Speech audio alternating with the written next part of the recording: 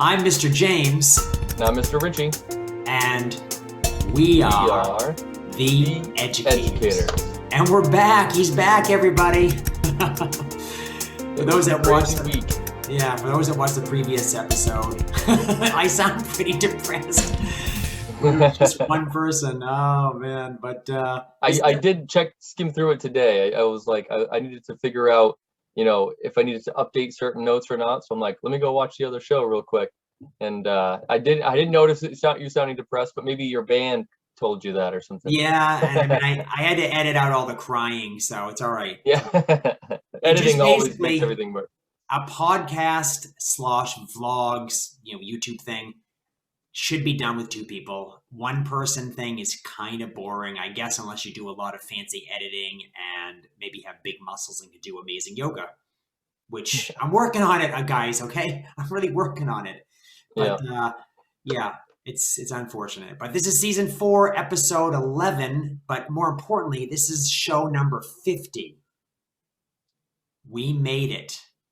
Yay! Wow. We can give this thing up now. Take the glasses off, shut the computer off. No, we're not going to stop that. Because science never dies. It can't move. We got to move on. And we have a very hot topic today that we might as well get into. That's right. Will we be vaccinated? That's the question. Are we thinking about that? What are our personal views? What are the views of the world? I wonder, as my mouse that I'm trying to use keeps dying. Okay, I guess I'm using the touchpad. That's great. Everything's going to go wrong, everybody. It's been going wrong all week, right? Yeah, I know. You're working on a different machine than normal. All kinds of stuff's been going on. I wasn't here last week, but we'll get through this one. But I guess we're going to cover this topic a little bit later, because before we talk about this, we're going to talk about COVID itself. Yeah. And it just went up today, didn't it? I think. Yeah, it did. And so the daily average, so 7-day, you take 7 days, you average out, and that's what I'm reading right now. So 191 per day is the running average. It's not what we had today. It was like 200 and something. Yeah, 241, I think.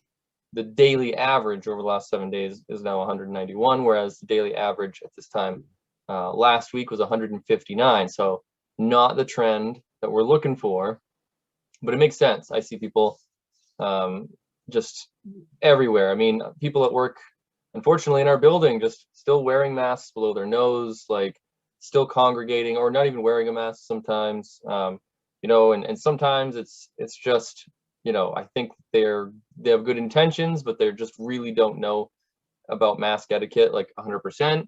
But sometimes when you go out into public and you just see people walking around and you just wonder, like, they're just doing it for a statement. Like, like, you might make me have to wear this mask to be in the store, but you won't make me wear it right. It's like, wow, like what a message to send. If putting a flag on the back of a car or a truck, American flag.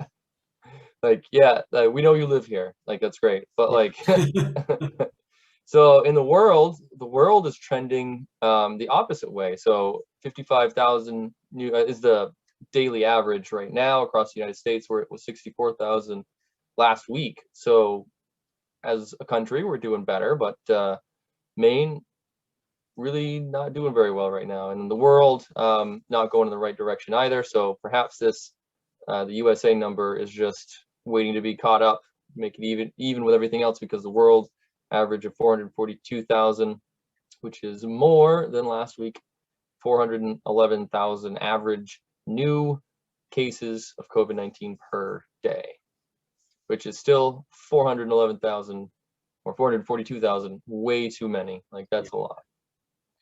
Not at the millions that we were seeing, just a couple of weeks ago, but I know it just keep ebbs and flows, and I'm just hoping we're getting into spring.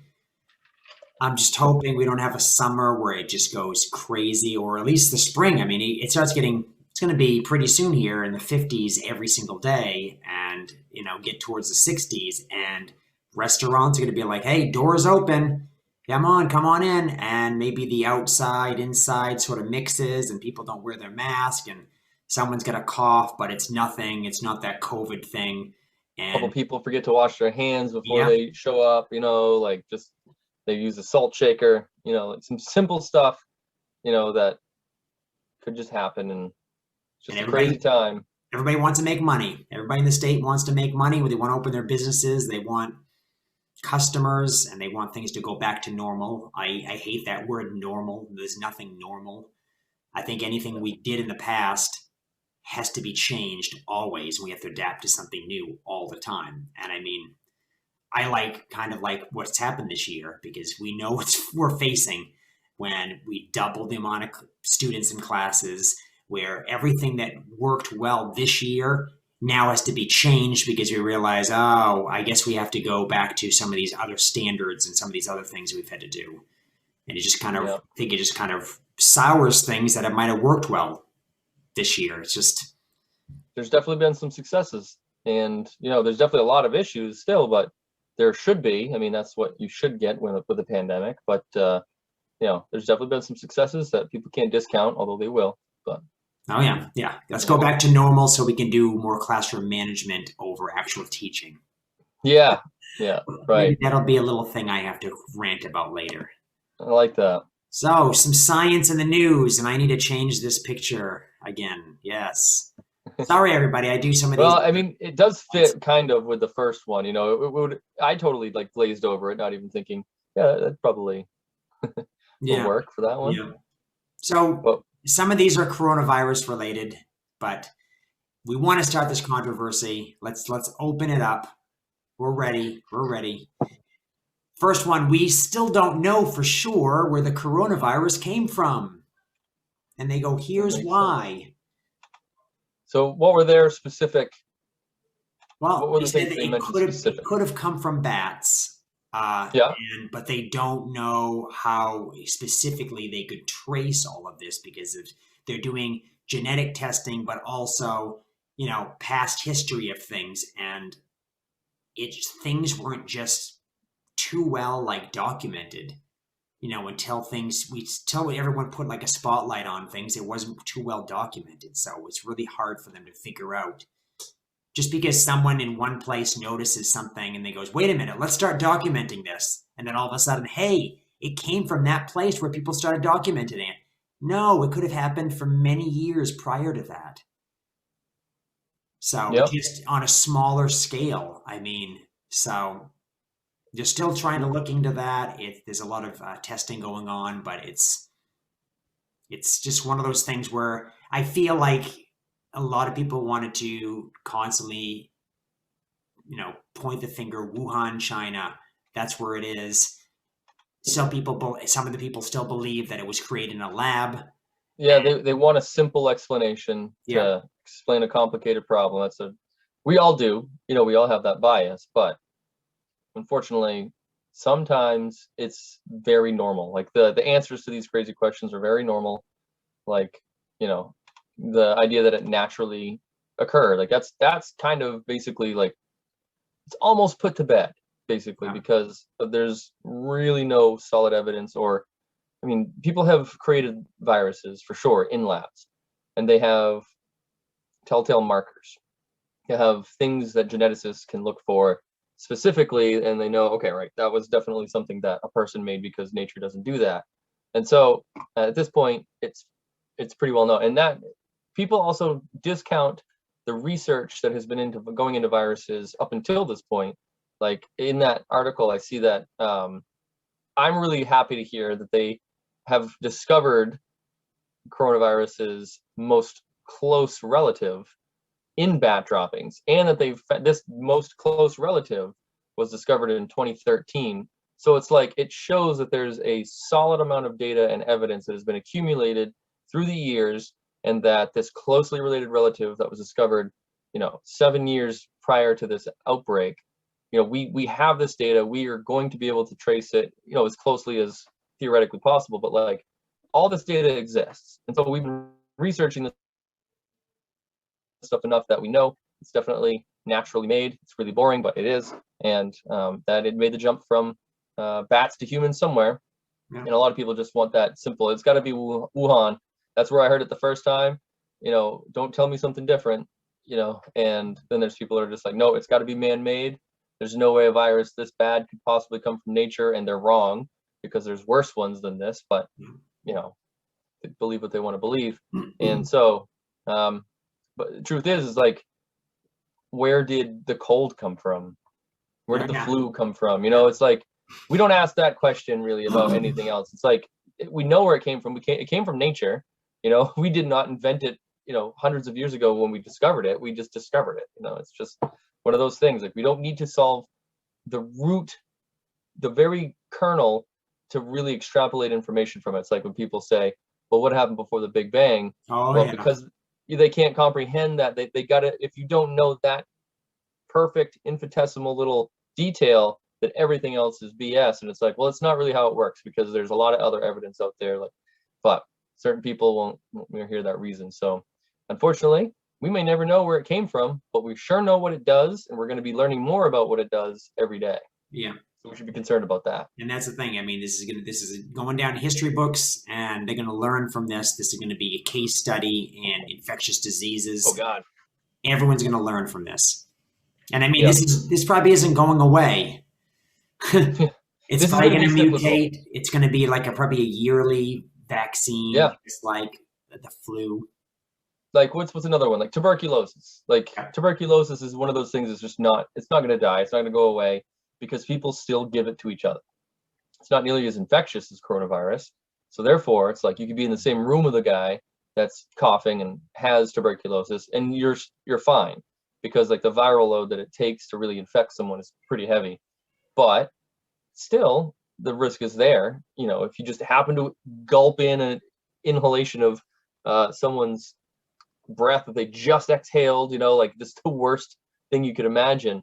Yeah, you could probably still get it, and it's still around because of that. But it's just going to be one of those cyclical, or just another one of those names that we have on the wall of shots that we got to get. And some people freak out about that. That could be a whole other episode about anti-vaccine movement and like. Oh yeah, we'll talk about that a little bit today. Like, because as soon as I said that, add it to the wall of the other viruses and problems we got to solve with a shot every year.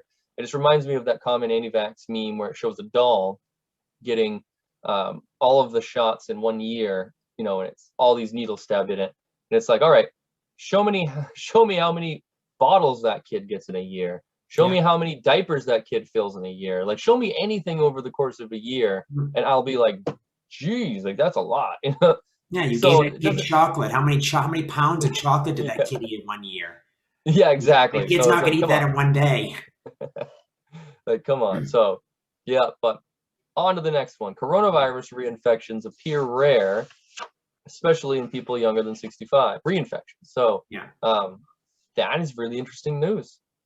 No, one person. Something we wanted to hear too, anyways, because it was like, oh man, you can get this thing right after you had it, and it continues in this and that, and it's like, no, they're really rare. When I had to go to the doctor's office right when this all was going down around midsummer last year, and the nurse that takes your blood pressure and your weight and stuff, and she's like, you know what, I just kind of can't wait just to get it and get over it so that I'm immune. And like at that time, I remember thinking, are you sure? Like, are you sure that that's how it works? Like, yeah, a lot of viruses are kind of like that, but like chickenpox isn't necessarily like that. Like, supposedly I'm immune because I got it, but like the shingles appears later on in life. Are you sure that this isn't going to be another one of those? But like, I can't say that because of course she doesn't know. Nobody knows it at that point.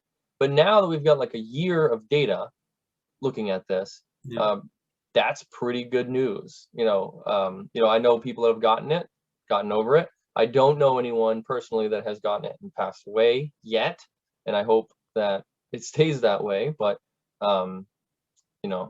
seriously though, we can't discount the fact that people older than 65 don't deserve to die either, and we should be concerned about their health as much as we are concerned about any other adult. I mean, I always take the lives of children into consideration more than adults in general, but like a person that's 66 years old or 70 years old, their life has value and meaning. Especially, you know, I always go back to my grandfather, who worked on his feet in his workshop until he was 91. He's still alive, but like, you know, between 65 and 91 is a lot of useful time. A lot of useful things can happen, and we can't discount their lives. I think this nation specifically it throws away the elderly. Basically, anyone over 65, they're like they're not making money for our economy. Get rid of them. They're useless. They're basically retiring and using our money to live. And it's basically like they're almost like they're relating it to someone who basically didn't want to work and is on welfare and is living off of everything and doesn't want to do anything to society, when that's not the fact at all. It's somebody who's put into society for such a long time, still has relevant ideas, but either is saying, I need to get out of this because I can't maintain that level of being energetic and I can't give as much as I used to. Either that, or they realize it's become different because jobs change and they're like, well, look at, they change it. My job doesn't exist anymore. So I'm this age, I got to retire and I'm going to let the next people, but I'm going to teach them how to do it. They're still useful. There's still things they can do, the books they can write, but absolutely. It's this whole nation, like, who cares? They warehouse them, and which is something that we did with special needs children, just in general, before, especially before the 60s, especially before the 80s, and up until like the 90s, we still technically really kind of warehoused these kids away from society. And I feel like with the elderly that we're kind of doing that. Like, that's the norm. The norm is that you go off to this home, and the home is really like restrictive. There's like, there's security, there's these locking doors. You can't, like, they don't have a home where they're free to roam about anymore. And it's like, you know what, we got to think about these people a little bit more. And hopefully that's something that we can take from this whole experience, is that, like, we lost a lot of people. We lost an entire year in the United States, supposedly the most modern country in the world. Like, we lost an entire year of life expectancy over this, and that's not acceptable, especially when you're trying to live as long as you can. And so it is good to see that, younger people, younger than 65, it's rare, but still doesn't discount away that it's still going to reinfect some people that are important. Hopefully they don't infect anybody on the SN11 Starship. Hopefully not. I don't even know what that's about, so I'm excited about that. Well, so Starship is the next evolution of SpaceX.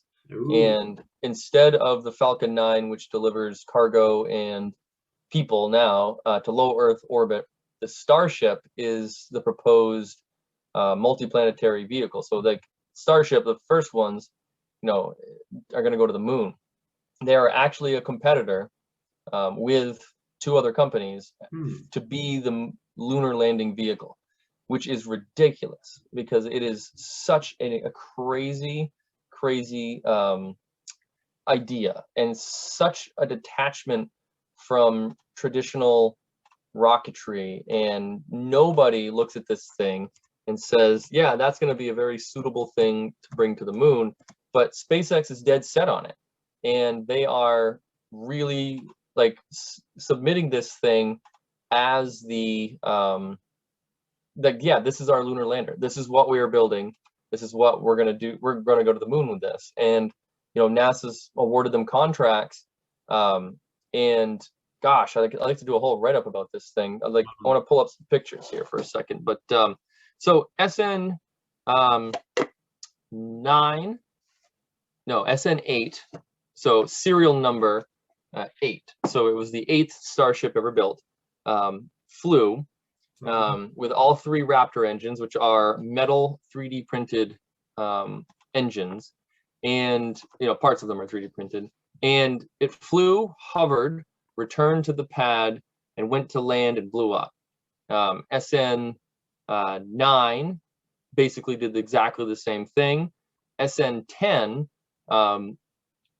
hovered, returned to the pad, landed. It was a hard landing, but landed and stayed upright for 5 minutes before a fuel leak finally did rupture and the thing exploded. And so SN11 is like a real deal. Like, this is their real attempt at actually landing this thing. But it is huge. It is stainless steel, and it's unreal. Like, here, let me see if I can share my screen. Oh, I cannot, but I can try to do something with that. Yeah. Let's see. Video settings. Let me see. Share. Oh.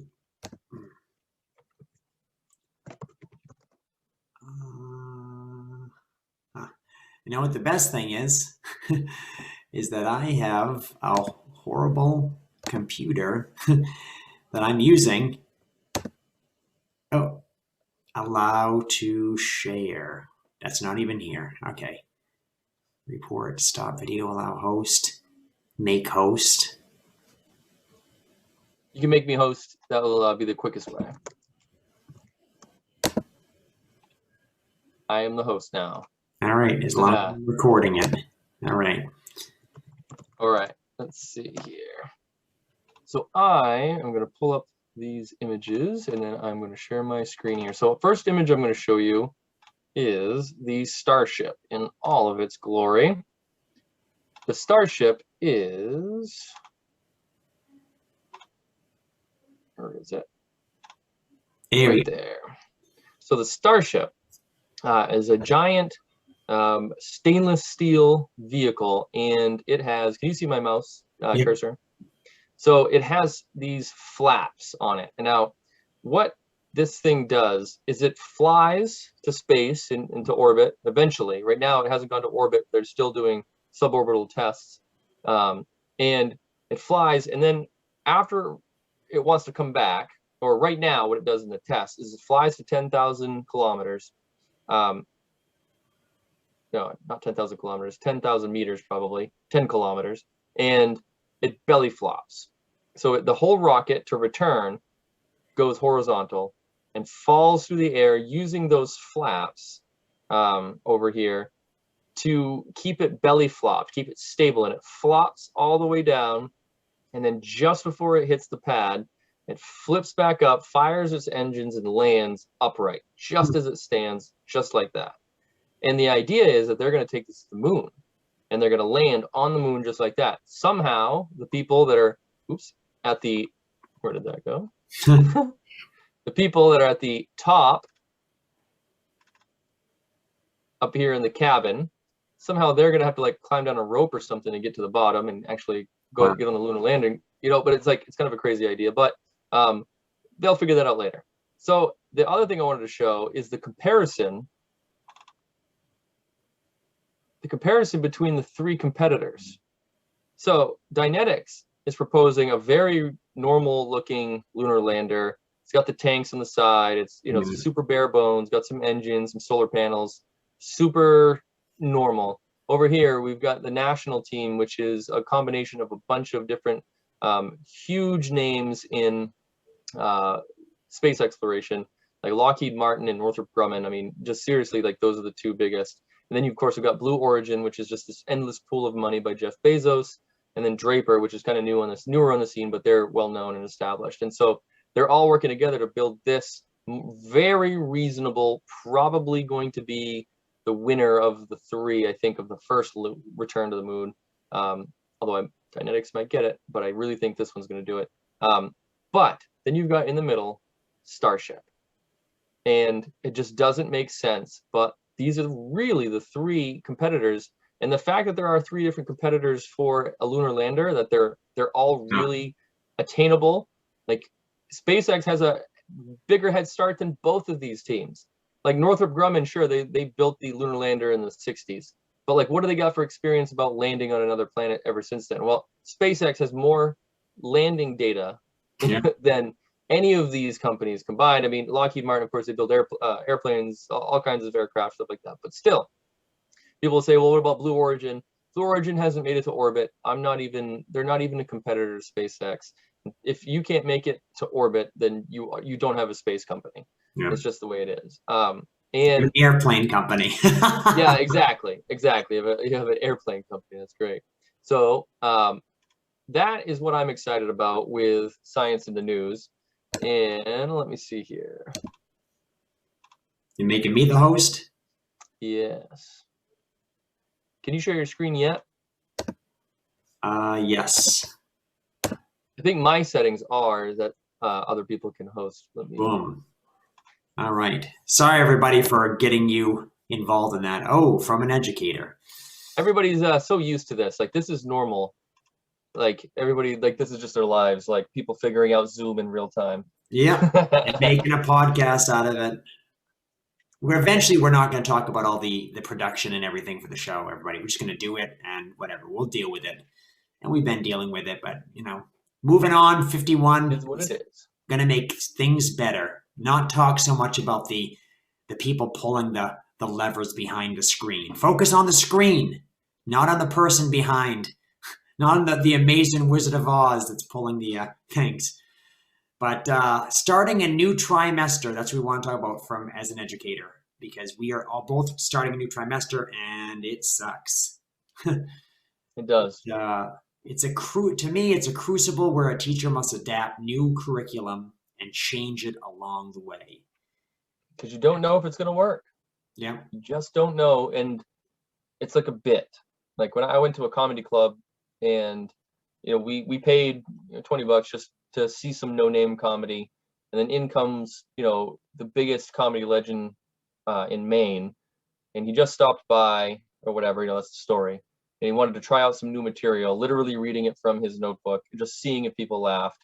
And he wrote down the ones that they laughed at, crossed out the ones that they didn't, used that to go make his next special, and make another $1 million. But like that, he had to go and test it on a crowd, and either it worked or it didn't. And he used that as data.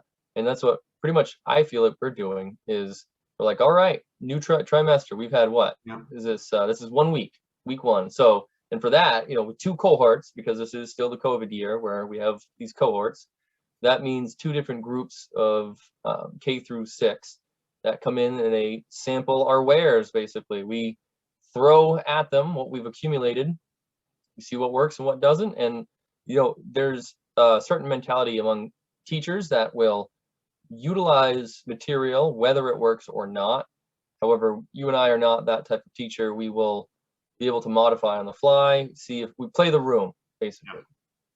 Yeah. And like I've said before, if you don't have that performance gene in you, and I don't have it a huge amount, I never did theater or things like that, but I do have it. I play in a band. I don't mind being in public, on a stage, and I have that little bit of a performer in me. And if you don't have it, this job is very difficult. Oh, yeah. Trying to, get people to listen to you without being entertaining, at least in a little bit, is going to be a trying effort for you. But so how's your curriculum going? Are you how are you feeling about it?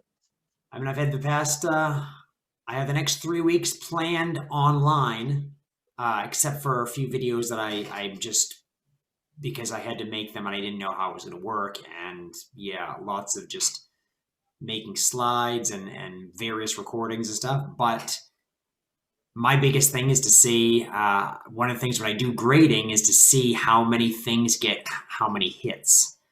Because I can change things. The thing is, like, okay, I want students to understand rhythms, and the rhythms I get progressively harder. You're talking about online. So your online learning right now is what your focus is, like to see what lands in the audience online. Yeah. I did a lot of thinking about what I wanted to do for the final swan song of this year, because that's what the students are going to get.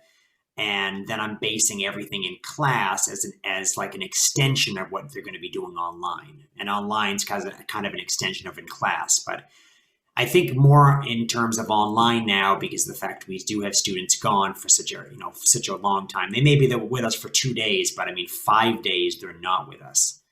Right. So if we can have an impact, and which is one reason why even during vacations and stuff, I keep up my classrooms online, because that might be something for students if they need something to fall back on. Maybe something's going bad at their home, and they just, or maybe they're just interested in, you're a teacher they connect with. They have that online thing they can go and do, catch up on assignments or redo assignments, or just, be in that world that you create for them. So Yep. trying to see who likes my world, and if it resonates with anybody, and if not, I'm just going to find, alternate activities to get out the same message. There's a million ways to do these same things. So, but everything online in the classroom's been going all right so far. I mean, it's just balancing so many different things. I don't think I've ever worked so hard this week. Just even grading like we had to do yesterday was like crazy. 6 hours of solid grading. It took a long time. Like from the moment I sat there until like, it was like really like 3 o'clock, basically, like I wasn't done. And then I wasn't even done when I thought I was done, because this morning I had some follow-up from already a parent reaching out about a kid. And so, that's what we have to do now. Now we've cast out the grades. Now we wait for emails that might come, so messages that might come from parents. Hopefully by this point, they've watched their kid and figured out, are they doing their work or not? Because during progress report time, which is, basically 6 weeks ago, I received a bunch of emails about, what I thought my kid was doing their homework in their room all day. And it's like, no, unfortunately they're playing Minecraft, and they spend about 10 minutes in my classroom, send in blank assignments. They do these things, and then I'm not going to let them get away with it, and without, having some repercussions, and it shows in their grades, basically. And, I don't know. I don't think that I grade hard. I honestly think that I'm asking the minimum, like the stuff that I put up online, the stuff that they should just be able to watch the video, which right now is every kid's favorite thing to do. We're catering to them by making this, in the medium that they absorb the best. Yeah. And all you gotta do is watch this video, move a couple things on the screen, maybe, record yourself, let me know what you think, write what you think, and done. And there's kids that are doing great, and there's kids that don't do it at all. There's kids that submit things blank and all that stuff. But so you never know if it's going to work or not unless you try it out. And right now, the way that our school is set up, we have rotations of kids. So you get 7 or 8 classes at once. 3 weeks later, another 7 or 8 different classes, so on and so forth, 4 times. And so the first group is always a test group. That's a good thing and a bad thing. We got to test it out. We got to test out the material. But we also adapt. We also have to figure out if we need to change it. And it doesn't stop with the second group either, because there's lots of different changes that happen with whoever's remote. That's just the way the rotations work out, the personalities in the groups. But this first one, you figure out at least timing, and you figure out, do I have too much or too little information for this group? And like you always try to imagine what they're going to take in, how many questions they're going to be, but there's never any solid way to anticipate that without testing it out. So this group, unfortunately, that we get is continually the first group in every trimester. Yeah. So they're getting our, raw material. Yeah, seriously. And it's like, sorry guys, this is what we do. This is what I don't say that. I don't apologize, but I'm basically sort of like you guys are my test group. We're going to see if this works or not. And hopefully you got a good attitude about it, because, I don't know if it's going to work. Let's work together about it, and we'll do it. And so far I've done pretty good. I've been focusing on my live instruction primarily. I have plans for all 3 weeks of material. I just still have videos and things I got to piece together, assignments, that you got to plug away at, piece together. But at least for live instruction, I think I'm good. I've got all the materials I need, and it's going to be pretty exciting. Although 2-liter bottles are hard to find now. I know. Well, it's because you're not drinking your Mountain Dew rations. No, I do not. We do not drink a lot of soda in this house. Well, too bad, because I keep getting these freebies. So if you want to try the new Mountain Dew melon, I didn't know there's a melon one came out, but I've got a freebie coming to me. It's going to end up in our refrigerator pretty soon for you. So oh my goodness. You just have to decide sugar or sugar-free. Sugar. Okay. Yeah. All right. Yeah, I Definitely need sugar that. free and I don't get along, but Yeah. Well, here we go. Here we are, everybody. I still didn't change the slide. It still has the hands together, and it had that last week when I was I didn't even solo. question it until I was now. Now like, I'm like, well, yeah, look it at. doesn't fit. All right. I go, this doesn't fit for being solo, but then I found out it actually did in some way. But it does also resonate with this thing. Will we be vaccinated? So let's start with the controversy over vaccines. Would you like to Well, shed some light on that? when I was I have a kitten, or had a kitten. She's now a year old, and we brought her in for her first shots.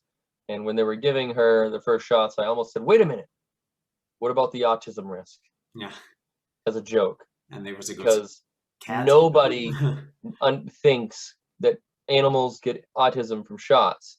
And I'm going to tell you that there's worse materials in the shots our animals get versus the shots that we get. No, not terrible, not worse, but like stuff that people freak out about. And then the stuff that we get, like the vaccine manufacturers have to be like worried about these people. They're going to be like, all right, well, if they see this specific ingredient name, they're going to freak out and think this causes autism. Well, it doesn't. There's no facts that show that. So there's one of the controversies, but we can lay it to rest. It's not really a controversy. Nobody argues it except for people that have severely limited their scientific input over the course of their lives and have latched on to a, it sounds good, right? Like it makes sense. Of course, sure. Like there's it seems like there's more autistic people in the world right now than ever before. But honestly, no, they were just warehoused away for the longest time. Yeah. Another thing that we can talk about some other time. But another controversy over vaccines is, are they even real? Or another one is, are there microchips in it? Like, honestly, I don't know. If there Controversy over was, and vaccines. I had access to that, that would save my wrist. You know. Yeah, right. I mean, that's what we're trying to do. The quantified self movement goes, yeah, there are risks to quantifying everything, but who is going to care about some teacher out in the middle of Maine? Like the stuff that I do, like, okay, I want you to track it. I want you to tell me what I can do better, whatever. But you're gonna tell me that this doesn't already track you better? Like, whatever microchip will fit into that syringe needle. Well, it must have been tiny because that was a very tiny needle. Jeez. I barely felt it at the time. My arm was sore later, but like, like seriously, people find better arguments. But so controversy over vaccines, I don't think there really is any. Some people say, all right, well, some people go into shock. Yes, because we're trying to work, with your immune system in your body. And so we're putting something from the outside world into the inside world, and your body goes, wait a minute, this shouldn't be here. And it's right. It honestly is. And so it naturally goes into a defense mode.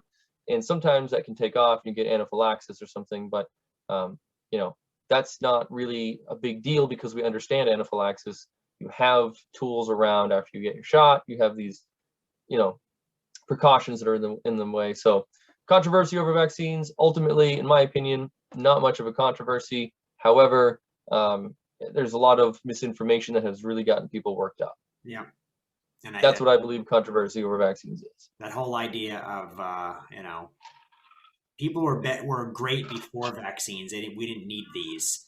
This is why the decline of genetics and stuff like that. Or, hey, in the vaccine, they could always do something to sterilize you. That's how they're going to control the population. Right. That's what they think. That's true. That's another one out there, right? Yeah. Sterilization. Like, what gain would you have from sterilization, if anything, as a country, as an economy? Obviously, as a country that cares about economy, you would not gain anything from this. And when you want people to have kids so they can buy those toys that nobody likes because the kid wants the toy and you want to buy it to make the kid happy. And then they want that kid. Parents, we know that sucks. We hate the fact that they come up with something that is expensive and we think is completely useless and stupid, and yet the kid wants something and it's being marketed, and look how not happy they are around it, and you end up buying it and you're like, I can't believe this. And they sterilized you. There's none of that. There's just you being smart about, hey, I'm not going to be fooled again for buying that stuff. Yeah.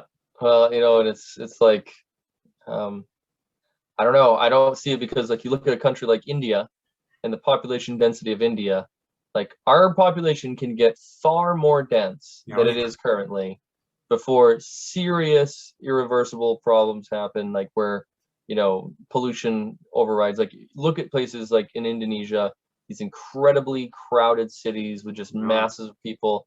Like we find a way to make it. We're animals like anything else.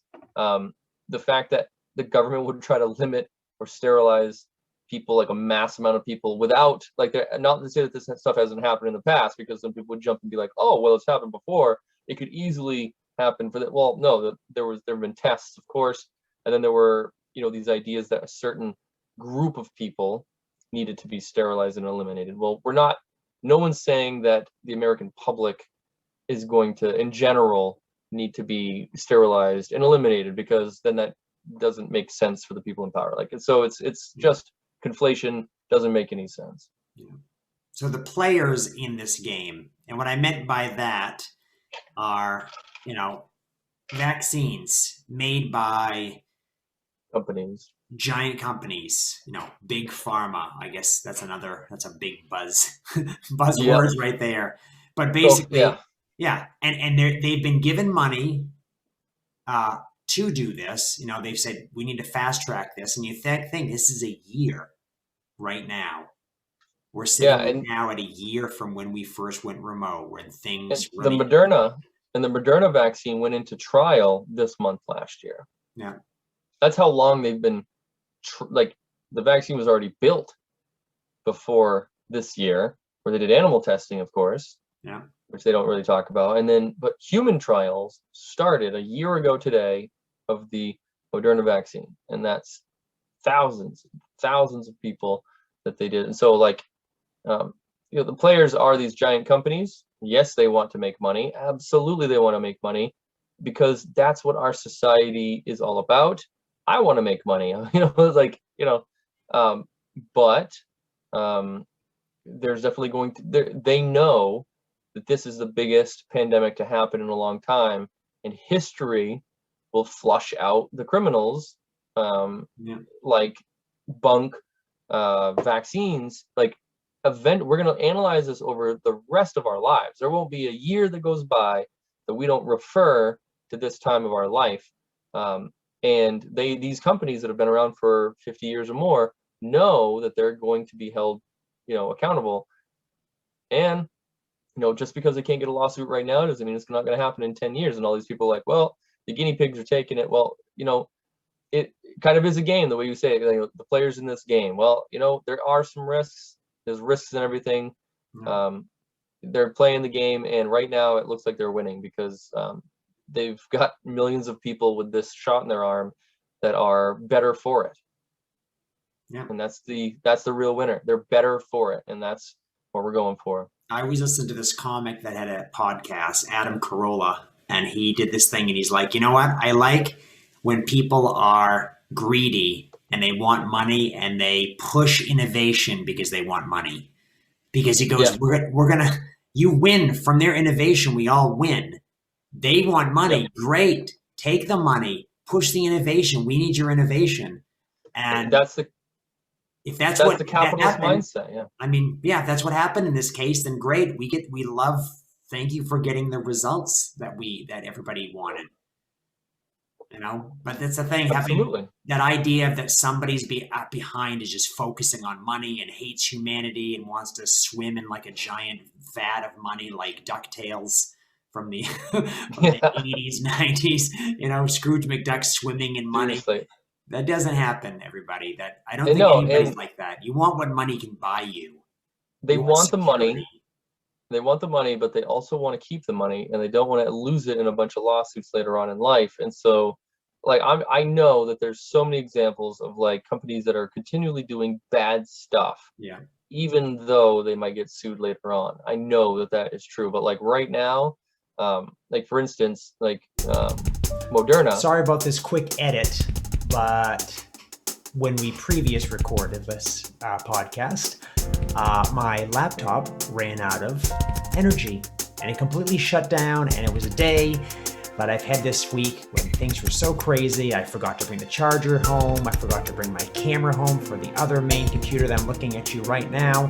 So it has been an absolute mess, and that's why the podcast is out a little bit later.